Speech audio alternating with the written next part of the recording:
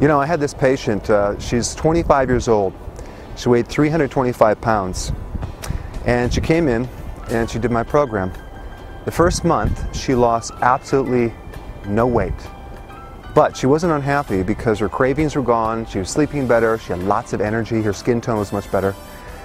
And then the second month, she lost 21 pounds. Third month, she lost 63 pounds. It was at that point where I really realized that you don't lose weight to get healthy. You have to get healthy to lose weight. And this principle has been so successful that, in fact, I don't even know a time where it didn't work. It works pretty much on everyone. And if a person doesn't understand that philosophy of that sequence, it boils down to a correct sequence, they're very susceptible to the next unhealthy program that comes along. And there's so many unhealthy programs, and I'm not going to mention any unhealthy program names, low calorie counting, pre-packaged foods, B12 shots.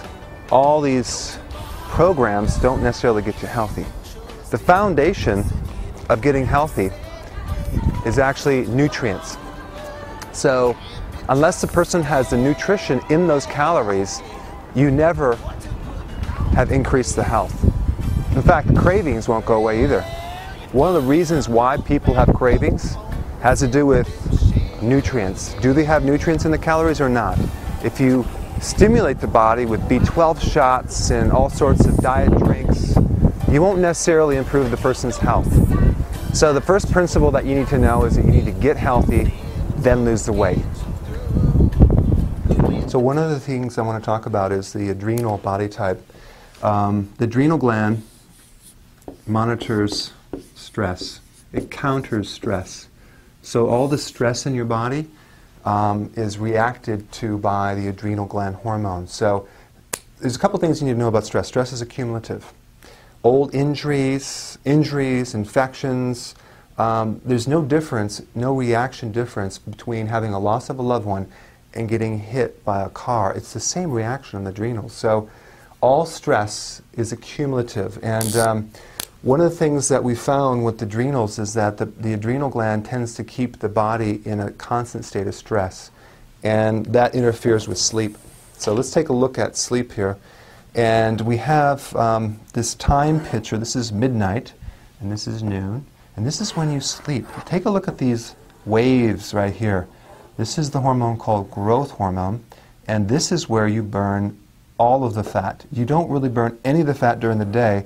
It's all at night. I mean, you might burn a tiny bit during the day, but it mainly happens at night. And here's the problem, is that stress hormone, cortisol, interferes with growth hormone. So the more stress you have, the less you can sleep.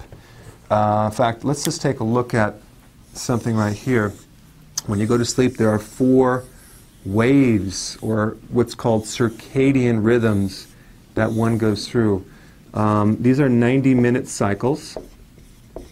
They actually go 90 to 110. And this is the REM sleep. That's when you dream. It's very active. It's actually not a restful sleep, but rapid eye movement is kind of a superficial type sleep. Now down here is where you have the delta wave. This is the really good sleep. That's all the regeneration, that's the rejuvenation. This is where you burn the fat, right here.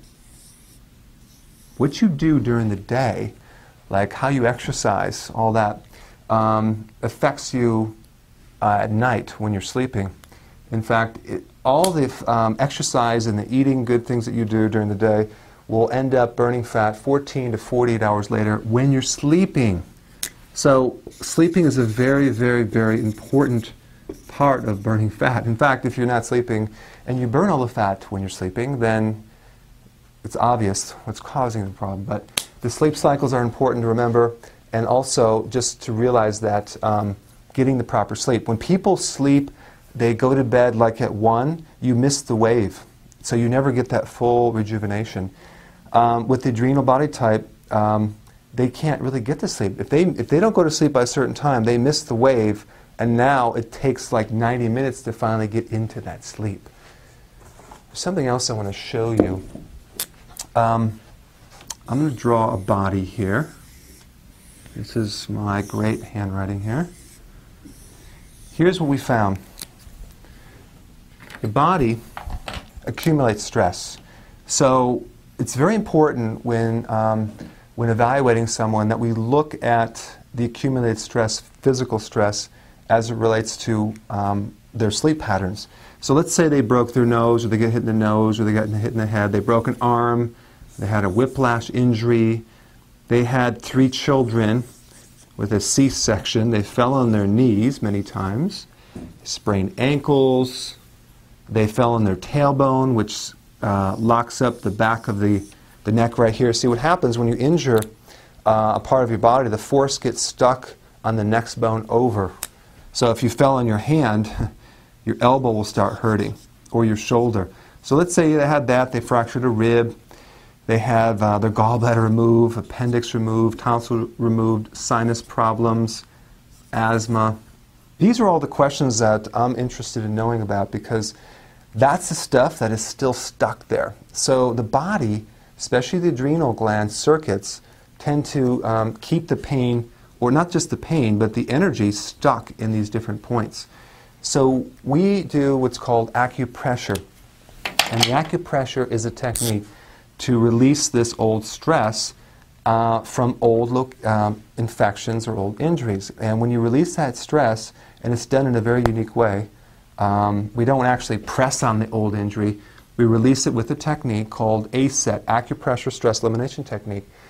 It really helps a person get into the deep sleep cycles right here. So we actually do a test. And I want to show you a diagram of this test. I'll show you what it looks like. This right here. It's a little blurry, but you can see this is one of the tests that we do. We measure a part of the nervous system. This dial right here should be completely balanced. It should be right here. It shouldn't be that low. This tells me the person is burnt out. So we're actually able to measure how much stress is in the body. So let's take a look at someone else here. And this one right here, here's another example. This person is physically really stuck in a lot of stress. It's way too high. Remember, this one should be balanced. So this person is stuck in stress. This person is already burnt out. This person is in the process of burning out.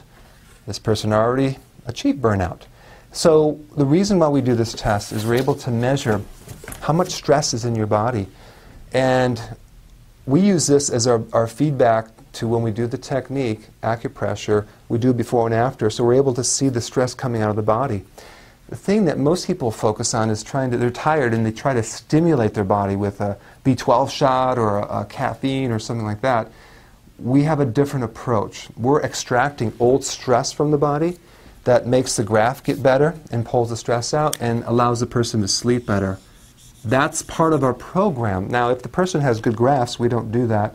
But if they have a lot of old stress stuck in the body, it's essential to help them. It's part of the getting healthy, removing stress. It's why? Because of this darn hormone called cortisol. Cortisol interferes with weight loss. So the more stress we can extract from your body, the better chance you have of losing weight.